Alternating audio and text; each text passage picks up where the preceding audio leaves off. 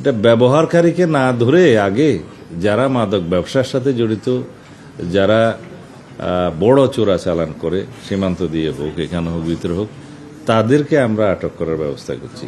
মাদক, তারপরে অস্ত্র, চাঁদাবাজি, এই সব বিষয়ে আমরা একই সাথে যৌথ অপারেশনও করছি। এটা আপনার মতে হয়তো তাই। আমরা এখনো পর্যন্ত রিঅর্গানাইজেশনে আছি, আমরা রিসাফল করব এবং যেটা মাদকদ্রব্য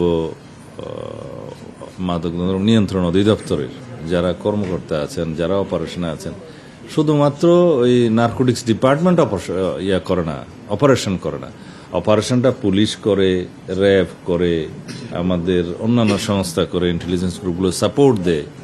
এই হিসাবে আমরা দেশে মাদকের যে ছড়াছড়ি হয়ে গেছে এবং এটা একদিনে হয়নি, এই অবস্থা থেকে আমরা নিষ্কৃতি পাওয়ার জন্য খুব জোরালো অভিযান পরিচালনা করছি। আপনারা সাংবাদিক হিসেবে আপনাদের নিশ্চয়ই এটা খবর পাওয়ার কথা।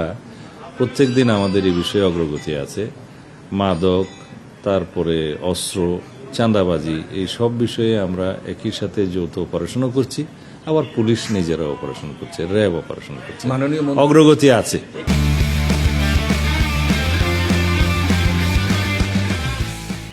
এগুলাই তো বিশেষ অপারেশন করছি। মে মাসের 1 তারিখ থেকে আমরা শুরু করেছি, সারা দেশেই চলছে। তা এখন মাদকের সাথে যারাই জড়িত, এটা ব্যবহারকারীকে না ধরে আগে যারা মাদক ব্যবসার সাথে জড়িত, যারা বড় চোরাচালান করে সীমান্ত দিয়ে হোক, এখানে হোক, ভিতরে হোক, তাদেরকে আমরা আটক করার ব্যবস্থা করছি। এমনিতে যারা নেশা করছে তাদের তো ধরাটা ইজি, সেগুলো আছে। কুমিল্লাতে একটা ঘটনা হয়েছে, আমি গতকালকে শুনেছি, এবং এ বিষয়ে একজনকে আটক করা হয়েছিল, পরে তাকে বন্ড নিয়ে ছেড়ে দেওয়া হয়েছে।